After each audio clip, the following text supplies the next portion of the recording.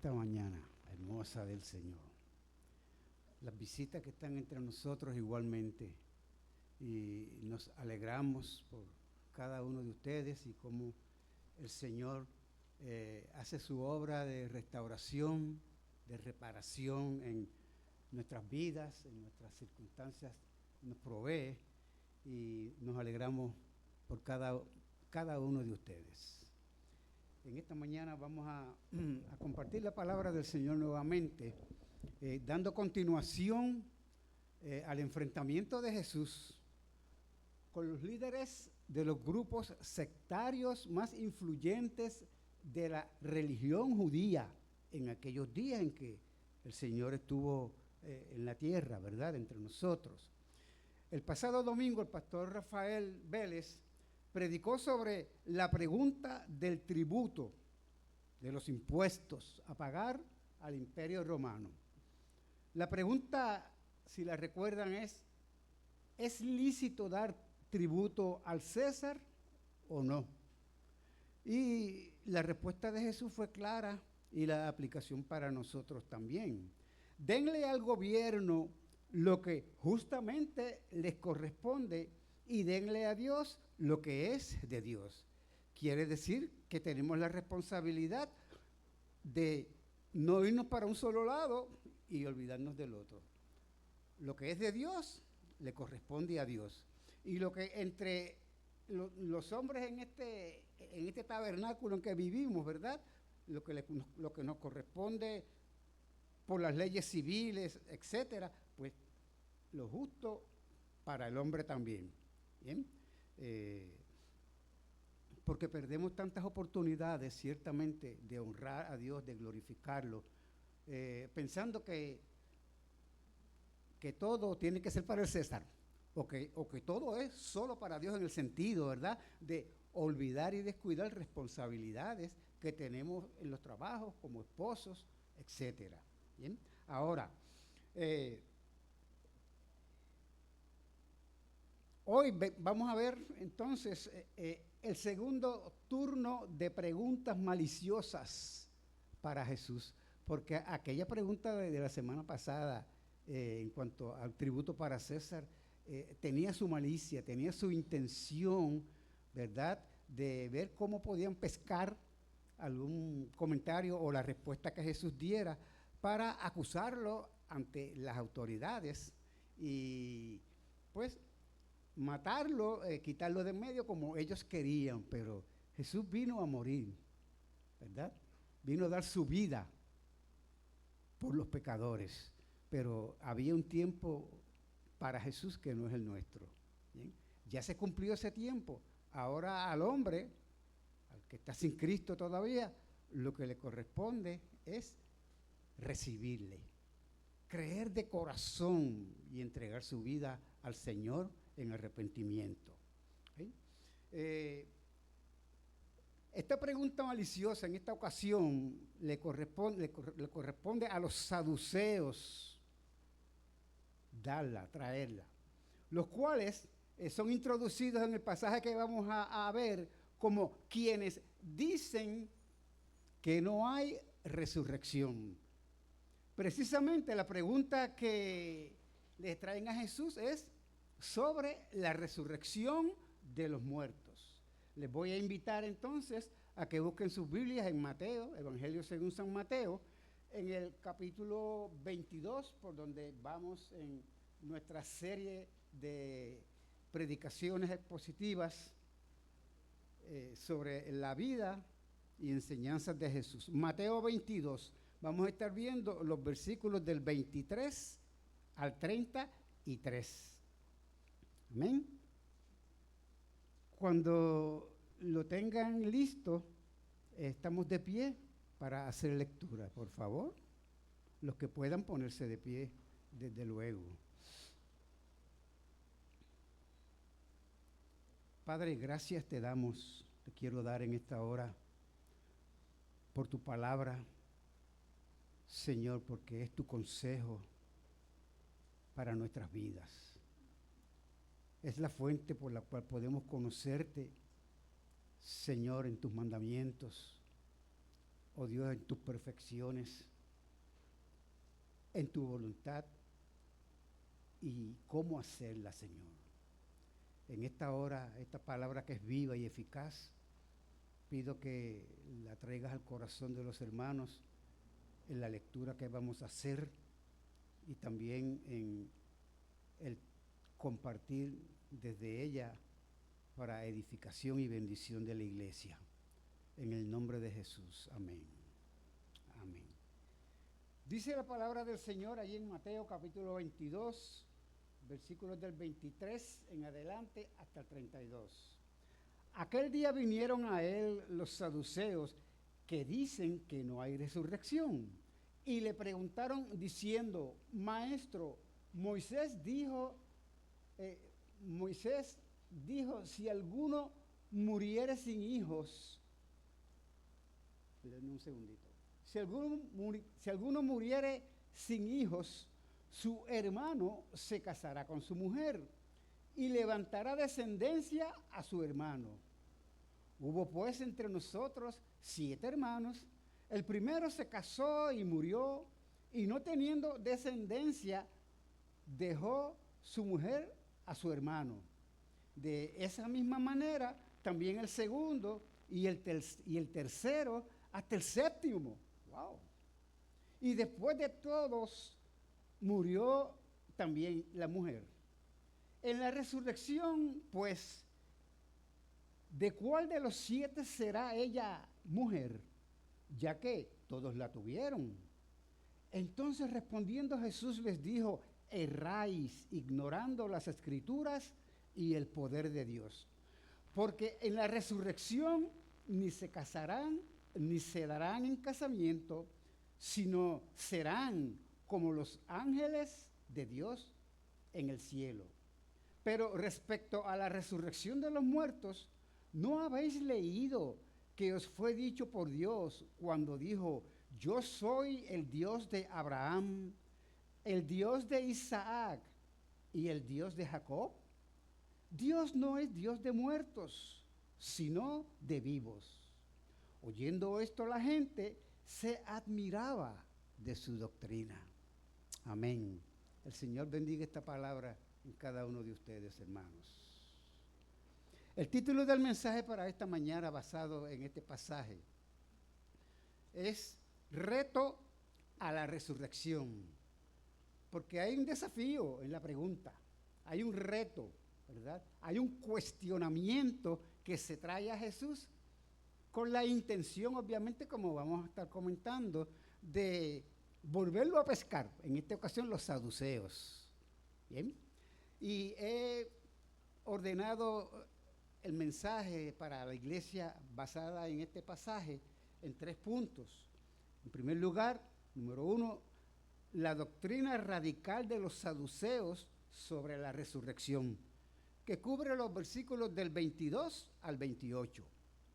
El segundo punto es la respuesta de Jesús, obviamente, a la pregunta o planteamiento que le trajeron, que son los versículos 29 al 32.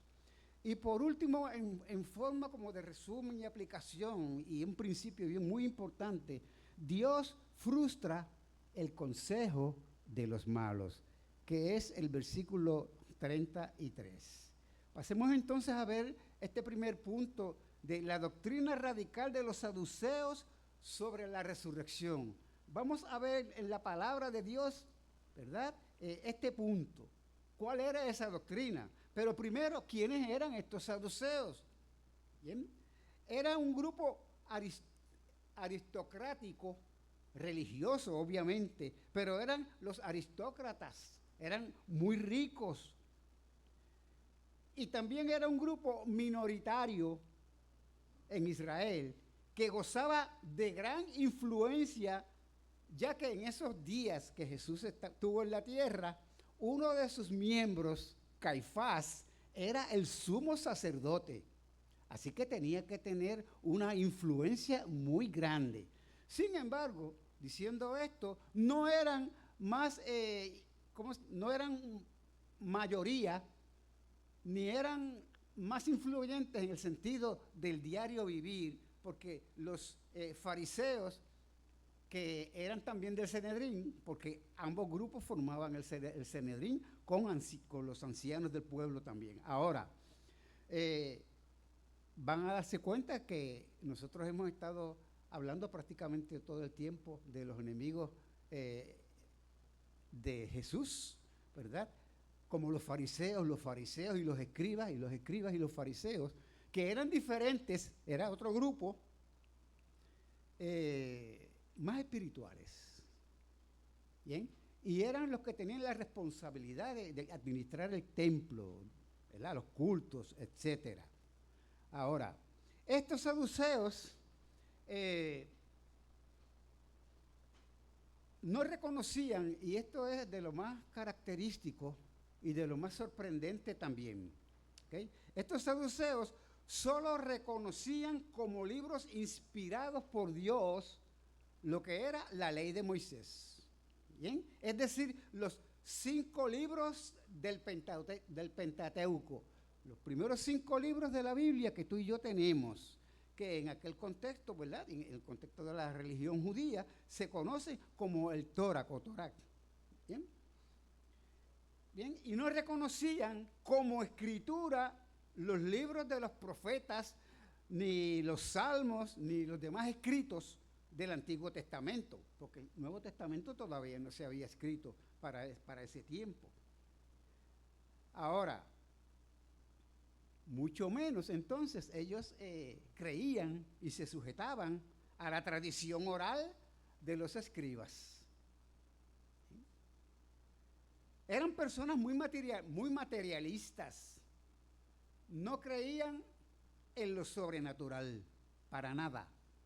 No creían en los milagros, negaban la existencia de espíritus, de ángeles, y por consiguiente no creían en la resurrección de los muertos. Tal como se deja ver en un pasaje que encontramos en el libro de los Hechos, en Hechos capítulo 23, versículo 8, dice la palabra de Dios, porque los saduceos dicen que no hay resurrección, ni ángel, ni espíritu, pero los fariseos afirman estas cosas. Quiere decir que en cierta medida estaban encontrados en lo que creían y muchas de las cosas que creían. ¿Bien? No eran en un sentido lo que son, pues, hoy día los progresistas. ¿Bien? Los que aún siendo pues, pastores en las iglesias, en algunas iglesias o muchas iglesias en el tiempo presente, pero parecen más hombres comunes y corrientes mundanos, ¿verdad?, que espirituales. Hablan y predican como si fueran más políticos o alcaldes del pueblo muchas veces, ¿verdad?, que servidores y hombres de Dios. Y también cuestionan muchas de las cosas que están en la palabra, torciéndola para que pues parezca un mensaje florido, un mensaje bonito, un mensaje que adula, pero nada de eso a la larga, con un oído afinado por el Espíritu de Dios, nos damos cuenta que eso es carnal. Hay mucha carnalidad y a veces es notable, más en unos que en otros, pero puede darse y se da. Así eran estos saduceos del tiempo del Señor Jesucristo. ¿Bien? Ahora, estos saduceos habían diseñado un plan con el cual ellos pudieran poner a Jesús en su lugar. Ellos querían hacer que Jesús quedara mal. ¿Bien? Y tenemos que tener mucho cuidado nosotros en el tiempo presente. Jesús siempre toma en serio a las personas serias. Y tenemos que tener discernimiento para cuando una persona llega a nosotros, sea creyente o que dice que es creyente o aún no sea creyente. Y a veces nos sorprendemos por personas, quizás vecinos, compañeros de trabajo, gente comunes y corrientes que nos conocen y quieren buscar cómo hacernos quedar mal. Y traen una pregunta y nosotros por el interés genuino y sincero de que se abra la conversación, ¿verdad?, para llevarles al Evangelio, nos damos y nos enredamos muchas veces en discusiones que no van a llegar a ningún lugar. Bien, tenemos que discernir entonces cuál es la intención que puede haber detrás de las palabras. Y hay personas pues, que vienen una, otra y otra vez, y debe llegar el punto en que nosotros les pongamos el límite y les digamos. ¿Sí? Porque la palabra nos advierte, el mismo Señor Jesús advierte en el Sermón del Monte, que no echemos las perlas a los cerdos, ¿verdad? Y muchas veces eso es lo que hacen, hay personas que aparentan tener una intención y un interés, pero es para pisotear el Evangelio, es para pisotear lo que creemos del Señor Jesucristo y toda la bondad que Él ha tenido para con nosotros. Por lo tanto, muchas veces estas personas pretenden ganar una discusión, ¿sí? O si es posible, quieren entrampar al Señor Jesucristo con algún argumento ridículo y hacerlo caer en descrédito, ¿verdad?, como seguidores que somos del Señor Jesucristo. Ahora, ¿cuál era la doctrina de estos saduceos? Cuando digo doctrina me estoy refiriendo, y esto quiero que lo tratemos de entender. Cuando yo pregunto por cuál era su doctrina, puse aquí entre corchetes, ¿no?, en un paréntesis, su parecer, ¿okay?, su interpretación del Torah y su doctrina de hombres, porque una cosa lleva a la otra. ¿Bien? Como vamos a ver más adelante, ellos no eran, y se nota, vamos a comprobar lo que les dije al principio, ¿verdad?, haciendo una distinción entre estos saduceos con lo que es hoy, pues, una predicación o un servicio a Dios progresista. ¿Bien?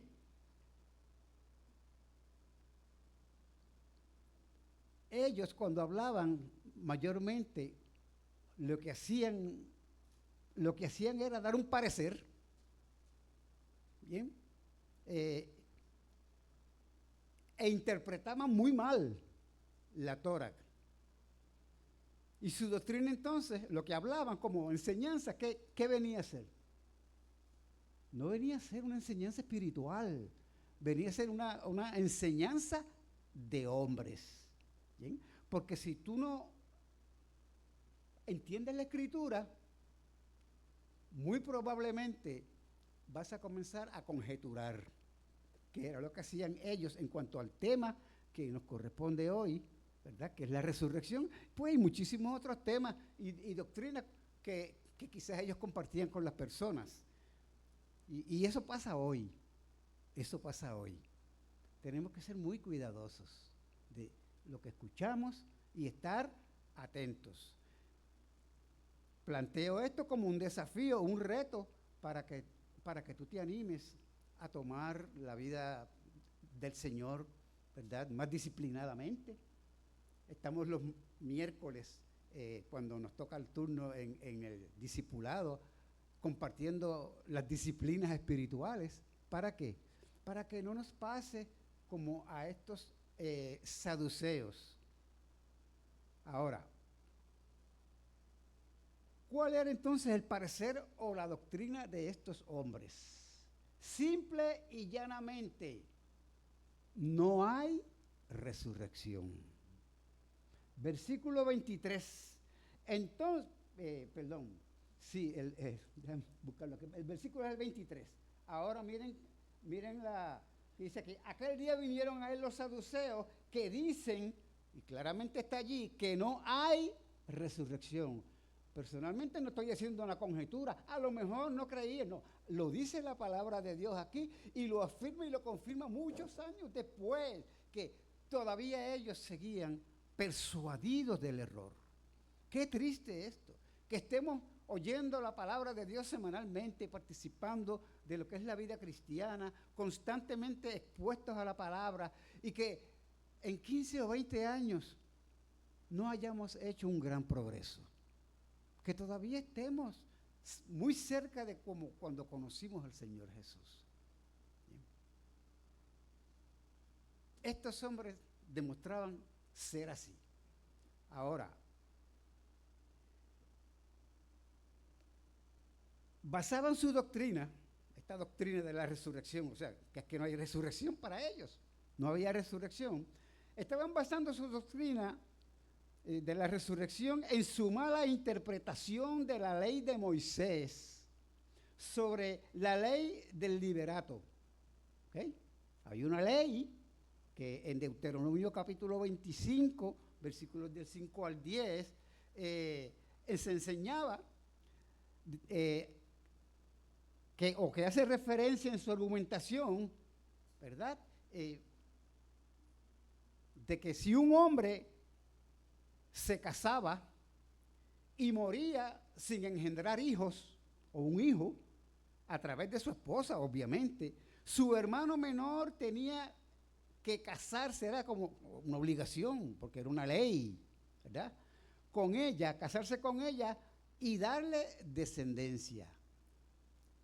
El propósito de esto era que el nombre de la familia no fuera borrado, ¿verdad? De Israel, y hubiera un seguimiento y una perpetuidad entre las familias.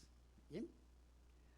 Entonces, apoyados en esta regulación de la ley, ¿qué hacen estos saduceos? Ellos entonces montan un caso hipotético, no solamente hipotético, sospechoso, y lo traen delante de Jesús, que es lo que tenemos en los versículos del 24 al 27 que acabamos de leer. Vamos a leerlo de una vez. Dice esta palabra de Dios del versículo 24 al 27.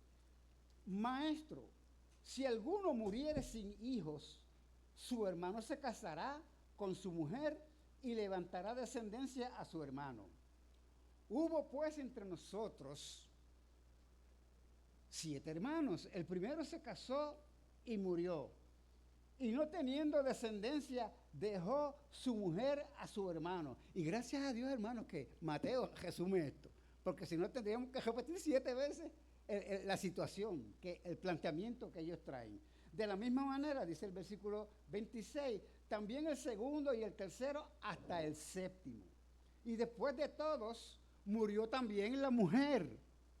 En la resurrección, pues, ¿de cuál de los 7 será ella mujer? Ya que todos la tuvieron, o ya que fue esposa de todos ellos, de los 7. ¿Bien? Ese era el caso que traían a Jesús. La pregunta sobre la resurrección está lista entonces para ser ¿qué? Servida. Es una pregunta para retar la doctrina de la resurrección. Por eso el título, Reto a la Resurrección. ¿Bien? Porque eso era lo que ellos estaban pretendiendo y queriendo hacer. Y esta pregunta era como un truco. Cuando tú la lees, te proyecta sinceridad, aunque no estabas allí, pero leyéndolo ahora, te proyecta sinceridad de parte de estos saduceos, el argumento que traían, y se estaban apoyando en la ley del liberato, ¿ok? Más bien sonaba a engaño, a malicia. Era fácil de ver la malicia con que ellos traían su caso. ¿Bien? En la resurrección, pues, ¿de cuál de los 7 será ella, mujer? Dice el versículo, preguntan en el versículo 28. Y esta pregunta suena como a pregunta de borrachos de cantina. ¿Por qué digo esto? A modo anecdótico y para ilustrarlo. Siendo yo un adolescente, trabajé en un restaurante y barra, frecuentado por estudiantes mayormente universitarios en las noches mayormente. Tan pronto comían y se quedaban y se pegaban pues a darse sus tragos, iba ganando espacio y espacio y espacio, hermanos, la borrachera. ¿Bien? Y comenzaban las preguntas ridículas entre ellos. Y en sus inteligencias alcoholizadas no llegaban a una respuesta sensata, porque sus preguntas eran insensatas. Y comenzaban como si fueran filósofos, como si fueran eruditos, como si fueran maestros de la ley judía o maestros de la Biblia, a hacer preguntas hasta de la Biblia. Y uno preguntaba una cosa y según uno preguntaba y contestaba el otro, se enredaban de manera tal que no llegaban a nada. Algo parecido, podríamos decir que suena, por lo menos la actitud, ¿verdad? Y la intención y la dinámica con la cual venían estos saduceos delante de la presencia de nuestro Señor Jesucristo. ¿De quién será mujer en la resurrección de los muertos? Si con los 7 se casó, estando en vida. ¿Fácil la pregunta? Muy fácil para Jesús. Y muy fácil para nosotros después que trabajemos entonces la respuesta de Jesús. Amén. La pregunta revelaba una suposición. Esto es importante. Una suposición de los saduceos, que afirmaba que si había vida después de la muerte, esta vida futura sería igual a la vida que vivimos ahora en la tierra, que iba a ser igual. ¿Okay? Y Jesús entonces contesta de una manera tajante y durante los siguientes versículos vamos a ver la respuesta de Jesús, que es lo que vamos a hacer ahora como segundo punto. La respuesta de Jesús que aparece allí en los versículos del 27 al 32. Dice esta palabra de Dios: entonces respondiendo Jesús les dijo: erráis, ignorando las Escrituras y el poder de Dios, porque en la resurrección ni se casarán ni se darán en casamiento, sino que serán como los ángeles de Dios en el cielo. Pero respecto a la resurrección de los muertos, ¿no habéis leído lo que os fue dicho por Dios cuando dijo: yo soy el Dios de Abraham, el Dios de Isaac y el Dios de Jacob? Dios no es Dios de muertos, sino de vivos. ¡Wow! Entonces Jesús los dejó, como quien dice por ahí, pasmados.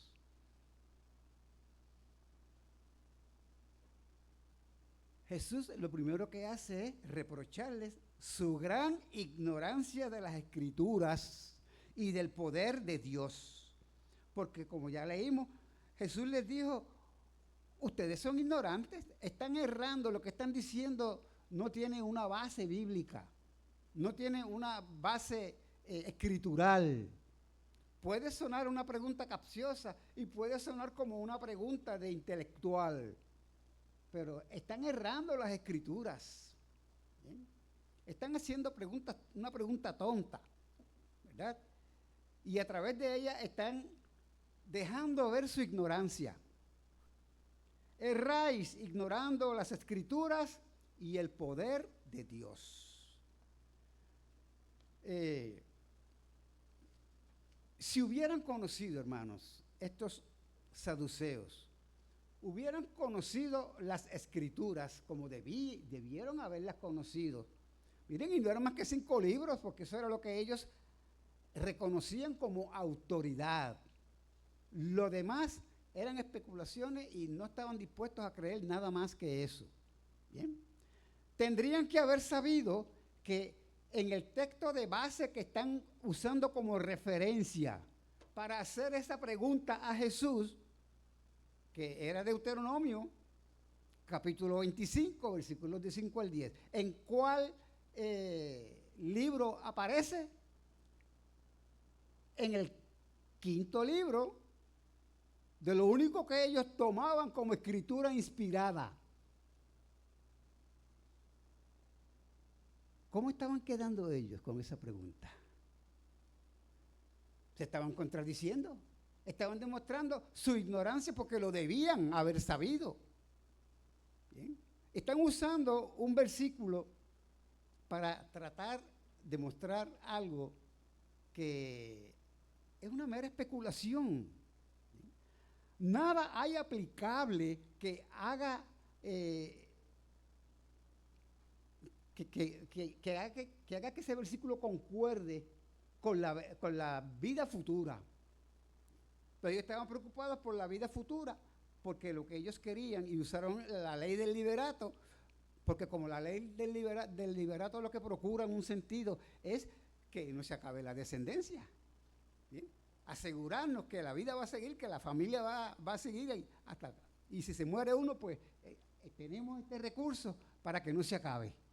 ¿Bien? Su vida enfocada en este momento, en este día, en esta hora, y en su astucia de tratar de aplicar la ley, se estaban ellos mismos contradiciendo. ¿Okay? Ahora, tomaron este texto fuera de contexto para hablar de la resurrección futura y no tenía que ver nada, porque tomaron ese contexto que nada tiene que ver con la resurrección. Y ellos no creían en la resurrección usando ese texto como excusa. Y veremos lo que Jesús entonces, hace para dejarles todavía más claro que estaban errando, que estaban confundidos. ¿Bien? Bueno, era muy probable que estuvieran haciendo una incorrecta deducción de ese pasaje. Bueno, si este pasaje no dice nada literal acerca de la resurrección futura, y si es clara la instrucción de hacer arreglos en esta vida para conservar el linaje, no será porque cuando muramos, allí será el final de todo. Y no queremos asegurar que no haya ese final. Porque después de eso, ¿qué va a quedar? Nada. ¿Bien? Entonces, era parecida a la mentalidad de los que en los días del apóstol Pablo decían, cuando él predicaba sobre el tema de la resurrección, que es central al evangelio, ¿verdad? Comamos y bebamos, que mañana moriremos. ¿Bien? Una vida completamente centrada en el ahora y en el yo y en la satisfacción personal. Y por eso es que el evangelio, ¿verdad? Es ofensivo a la gente, porque no quieren eso. Lo que quieren es que esta vida no se acabe. Pero qué triste es que vivan sin esperanza. La esperanza bienaventurada de la resurrección de entre los muertos, para tener entonces, dar un paso hacia lo que es una vida eterna en la presencia del Señor. Amén. Erraban en interpretar porque eran ignorantes de las Escrituras y no tenían excusa porque aún el Pentateuco, que era la única escritura que reconocían como inspiración divina, hablaba o apuntaba hacia una resurrección del cuerpo. No conocían el Pentateuco, que era su única base aceptable. Si lo hubieran conocido, no hubieran tenido ese argumento. Y contrario a los fariseos, de los cuales recibieron muchos azotes de parte de Jesús también, pero sin embargo, por el contrario, creían en la resurrección. Y creían en los ángeles. Y creían en las cosas espirituales. ¿Sí? y no recibieron a Jesús, ¿verdad? Porque interpretaban mal también entonces la Escritura, sobre todo respecto al Mesías, que era el que iba a traer el cumplimiento de esa esperanza que estaba en los corazones de los piadosos desde el Antiguo Testamento, de que en el futuro, aunque no sabían cómo, habría una esperanza, una resurrección del cuerpo para estar por siempre con Dios. Dado entonces que esas escrituras no mencionaban explícitamente el hecho de que hay vida después de la muerte, los saduceos rechazaron la idea de la resurrección. No obstante, el escritor de la carta a los Hebreos asocia el llamado de Dios a Abraham, y para que tengamos claro lo ignorantes que eran y lo mal que quedaron, ¿en qué libro aparece la historia, la narración de Abraham cuando fue llamado por Dios después de haberle dado a su hijo Isaac de cumplir la promesa de que en Isaac, no solamente en Abraham, sino que en su descendencia, en el único hijo legal, vamos a ponerlo así, para heredar, iba a seguir corriendo la descendencia hasta que Jesús viniera? ¿En qué libro? En el primer libro de la Biblia, en Génesis. Entonces, ¿qué pasaba con esta gente? No conocían su Biblia, por lo menos su cantito de la Biblia, si pudiéramos decir, de la Escritura. Porque eso está claramente en el libro de Génesis. Y cuando Dios llamó a Abraham, hizo los preparativos de una manera pues inmediata, Abraham fue con su hijo con la esperanza, porque estaba convencido que Dios lo llamó para que sacrificara a su hijo. ¿Bien? Tenía la esperanza de esa resurrección futura. Estaba persuadido y convencido en su corazón de que eso era así. Dios se proveerá, le respondió a su hijo cuando vio que estaba todo y faltaba solamente una cosa, el cordero. Papá, ¿dónde está el cordero? No te apures, hijo, que Dios se proveerá. Y siguieron subiendo las aldas hasta el monte. Y cuando estaba a punto ya de darse el sacrificio, Dios intervino. Entonces, el escritor del libro de los Hebreos, ¿bien?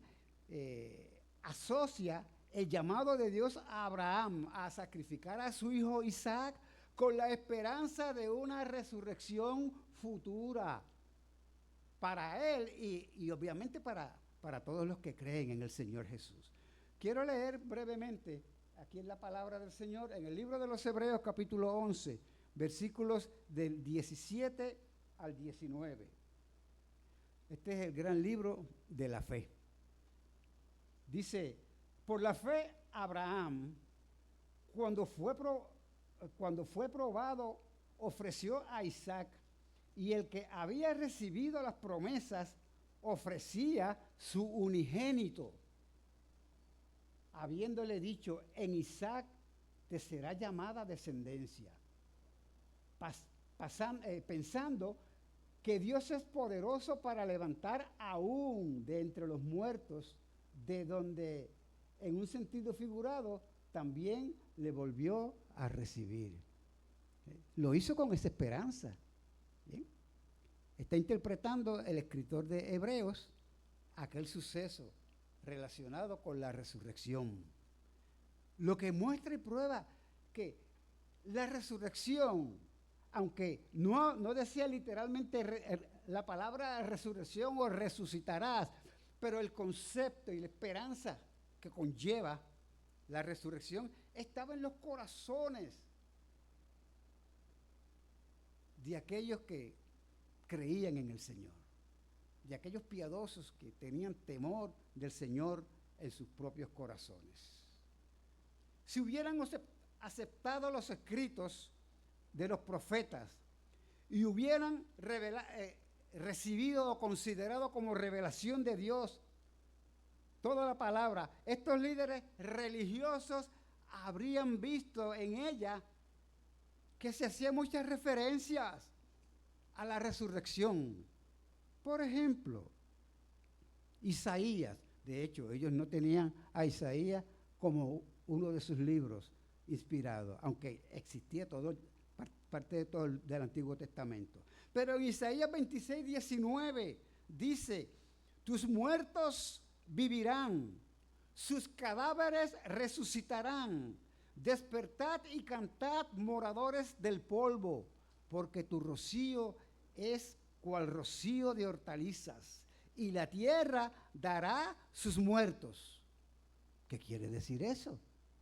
Que la tierra dará sus muertos. ¿Cómo va a ser posible? Lo sería a través de la resurrección. ¿Ven el punto? Ellos no podían entonces ver esa realidad. No tenían discernimiento ni entendimiento de la Escritura. Obviamente no aceptaban el libro de Job, ningún otro libro que no fueran aquellos 5. Ahora, Daniel, por ejemplo, en el capítulo 12 y versículo 2, dice: y muchos de los que duermen en el polvo de la tierra, serán despertados, unos para vida eterna y otros para vergüenza y confusión perpetua. Daniel 12, 2. Y en Job capítulo 19, versículos del 25 al 27, yo sé que mi Redentor vive y al fin se levantará sobre el polvo.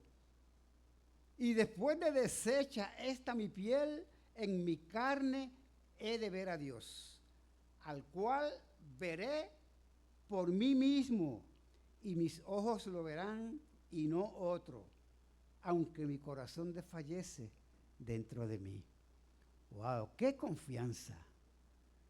¡Qué seguridad! Y qué consuelo da la doctrina de la resurrección. Pero no es saberla, es creerla, ¿verdad? ¡Qué bendición! Lo que se estaban perdiendo estos saduceos. ¿Bien? Jesús les dice que su afirmación era falsa, porque en la resurrección Dios proveerá de cuerpos totalmente diferentes que no tendrán necesidad de tener relaciones conyugales. Es la única base que puede tener aquel versículo que ellos están trayendo delante de Jesús. Y por eso que Jesús específicamente les habla de esto, pero ¿de qué se preocupan ustedes? Cuando el Señor venga, ya no va a haber preocupación ni por eso ni por nada. No va a ser igual después que como es ahora. En otras palabras, Jesús y nuestro Dios van a cambiar la vida en el futuro. Aún nuestros cuerpos van a ser cambiados y no vamos a vivir exactamente de la misma manera que vivimos en el día presente, o que hemos vivido hasta el día presente. Hermanos, pero ellos eran ignorantes del poder de Dios. Ellos no creían en la resurrección de Cristo. No solamente ignoraban las Escrituras, sino que no creían, ¿verdad?, en el poder de Dios para, si se hubiesen dado a la tarea de creer de verdad que era así, porque Dios tiene el poder y es el único que tiene poder y potestad para hacerlo, para levantar de la muerte, ¿verdad?, a los que mueren. Y si mueren en Cristo, qué bendición, ¿verdad?, que van a estar mucho mejor que lo que estamos ahora. Gloria a Dios. ¿Cuánto error religioso, cuánta herejía puede salir por ignorar la Biblia? Es lo que nos dice el versículo 29 allí. Entonces Jesús les respondiendo les dijo, erráis, ignorando las escrituras. Es una herejía decir cosas de la escritura que no tienen un apoyo bíblico, ¿verdad? Contradecir una doctrina sin un fundamento bíblico que pruebe que no es así. Es una herejía, uno de los fundamentos del evangelio, decir que no es así, que no hay resurrección, que no habrá resurrección de entre los muertos. La verdad de este principio es probada con hechos en casi todas las épocas de la historia de la iglesia. Por ejemplo, la reforma que se dio en los días del rey Josías, en el Antiguo Testamento los libros de Reyes hablan de esto, se dieron por causa del descubrimiento del libro de la ley en el templo, en una de las reparaciones que se estaban haciendo. Cuando ese libro de Dios cayó en las manos del rey Josías, aquello fue una cosa extraordinaria. Y tanto fue así que él se dio cuenta de por qué las cosas estaban en Israel como estaban, por qué había tanta apostasía, había tanta idolatría, por qué había tanta cosa completamente contraria a lo que Dios decía y por qué Dios estaba tratando de una manera severa a la nación. Porque la palabra de Dios no estaba circulando, no se estaba dando a conocer, estaba y estuvo escondida por años y años, hasta que salió a la luz y Josías entonces se empeñó en que el pueblo conociera la palabra del Señor. Las falsas doctrinas de los judíos en los tiempos de nuestro Señor fueron el resultado, hermanos, de descuidar las escrituras. Los judíos, los días oscuros de la cristiandad fueron tiempos cuando la Biblia no estaba disponible, no estaba a la disposición de la gente, ni en el idioma en que la gente, si la pudiera tener, la pudiera entender. Y la reforma protestante fue llevada a cabo mayormente por la traducción de la palabra de Dios y la circulación de ella. Se conocieron las grandes doctrinas, ¿verdad?, de la reforma, pero fue a través de la palabra de Dios. Erráis ignorando las escrituras, dice la palabra de Dios. Y Jesús procede a demostrar la ignorancia de estos saduceos citando una porción del Pentateuco, específicamente Éxodo capítulo 3 y versículo 6. Debían conocer esto y eso definitivamente hubiera cerrado las posibilidades hasta de hacer una pregunta tan necia como la que estaban haciéndole a Jesús. La doctrina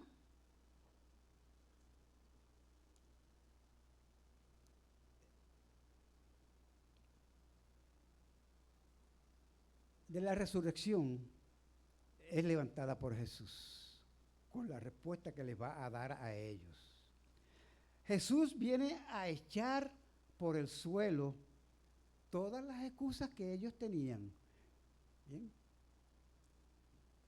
Estas son las palabras del Señor cuando el Señor le habló a Moisés, cuando Dios le habló a Moisés desde la zarza ardiendo. Y estas son las palabras que el Señor le habló a Moisés, no solamente desde esta palabra, sino que es la porción donde Dios se identificó a Moisés como el Dios de Abraham, de Isaac y de Jacob. Si Él es Dios, el Dios de Abraham, y si es el Dios de Isaac, y si es el Dios de Jacob, entonces esto establece que ellos aún están vivos, no están muertos. Y cuando Jesús dijo esto miles de años, muchos años atrás, lo dijo en presente: yo soy. No dice yo era. Yo soy el Dios de estos patriarcas. Y ya habían pasado muchos años desde que Jesús, ¿verdad? Dios se había presentado y había dado la promesa que fue pasando de Abraham, ¿verdad? A Isaac, a Jacob y así por el estilo. ¿Sí? El Dios de las promesas, el Dios de la resurrección.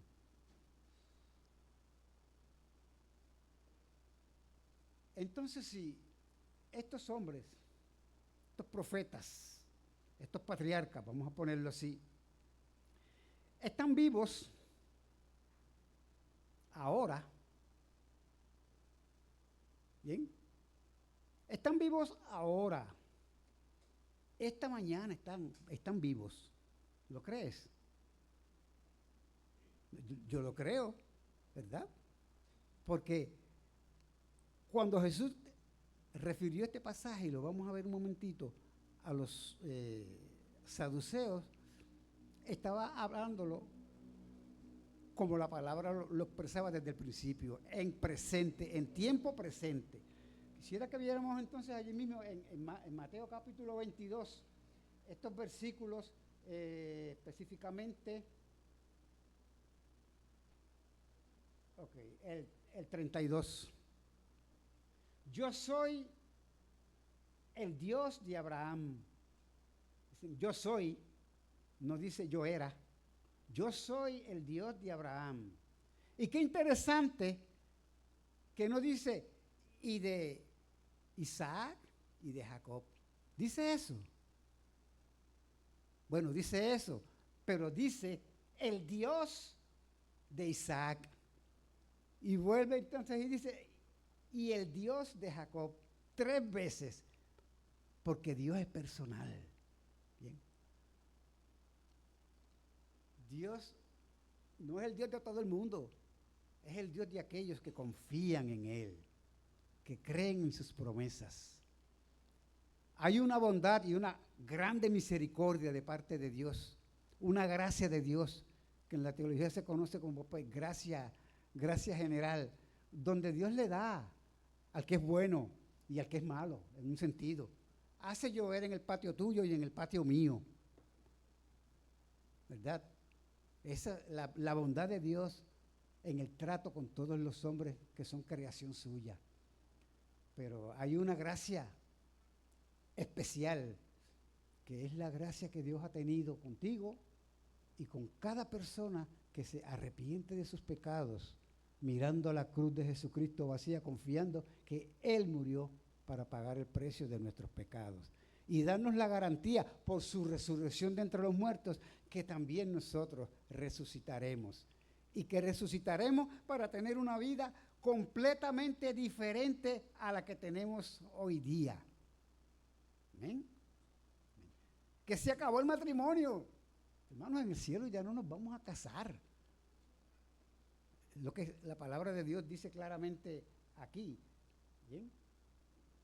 Entonces, fijémonos que Jesús no dice que fue Dios de ellos, sino el Dios de ellos, que es el Dios de ellos ahora. Por tanto, Dios no es Dios de muertos, sino de vivos. Wow. Porque entonces Abraham, Isaac y Jacob viven y un día resucitarán. También todos aquellos que hemos creído en el Señor Jesucristo, resucitaremos también. Amén. ¿Qué garantía de la resurrección de entre los muertos? Hermanos, y qué vida agria, ¿verdad?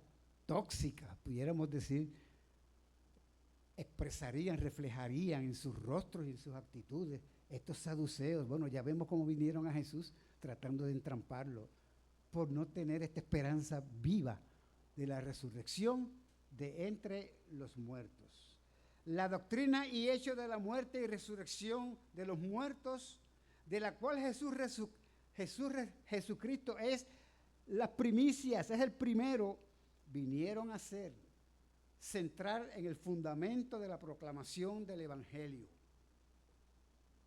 Primera de Corintios 15, 3 y 4 dice que Cristo murió por nuestros pecados conforme a las Escrituras, no por especulación o imaginación, por las Escrituras lo sabemos, porque desde el Antiguo Testamento corría el mensaje y la promesa de que sería así.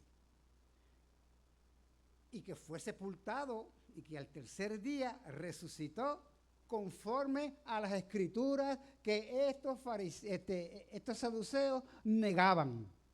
Fíjense. Entonces también dice la palabra de Dios en 1 de Corintios 15, 16 y 17. Porque si los muertos no resucitan, pues tampoco Cristo resucitó. Y si Cristo no resucitó, vana, vuestra fe es vana. Aún estáis en vuestros pecados. Y es la realidad para aquellos que no creen en la resurrección, porque no quieren creer.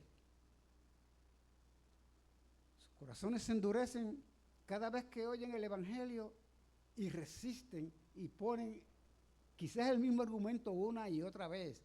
Pero es que yo todavía no entiendo. Y oyen, eso no hay que entenderlo, hay que creerlo. Y cuando la palabra se traza, ¿verdad?, en un orden,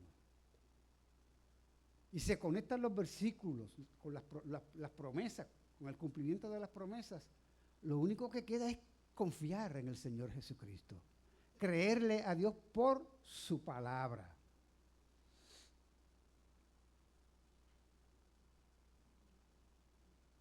Finalmente, Dios frustra el consejo de los malos. Versículo 33, oyendo esto la gente se admiraba de su doctrina, de que Jesús, de que Dios no es Dios de muertos, sino de vivos, y que Abraham y los patriarcas y los profetas están vivos. Por deducción podemos decir, pues yo voy a creer para tener esa vida que ellos tienen. Es tan sencillo, hermanos, como eso, hasta lógico parece, aunque es un asunto espiritual. ¿Bien? Jesús dejó en vergüenza a esta gente. Unos se admiraban de su doctrina, wow, y es como que les vino de momento un entendimiento. Fue algo sorpresivo que les abrió los ojos. Pero yo nunca lo había visto así. Y se maravillaban de la doctrina, de que eso pudiera ser así. Pero en cambio, de los fariseos no se nos dice, de los saduceos, aquí y ahora, no se nos dice nada más. Lo único que podemos saber de ellos es que quedaron en vergüenza pública. Quedaron como ignorantes delante de todos. Como dice el refrán, vinieron por lana y salieron trasquilados. Vinieron a traer el corderito para que se le quitara la lana y fue ellos los que fueron trasquilados. Quisieron engañar y ridiculizar a Jesús y fueron ellos los que quedaron engañados, no engañados, sino expuestos, ¿verdad?, a su ignorancia. Pasaron los años, después que ellos fueron parte de los que enjuiciaron a Jesús, ¿verdad?, y le crucificaron en la cruz. También supieron de su resurrección de entre los muertos.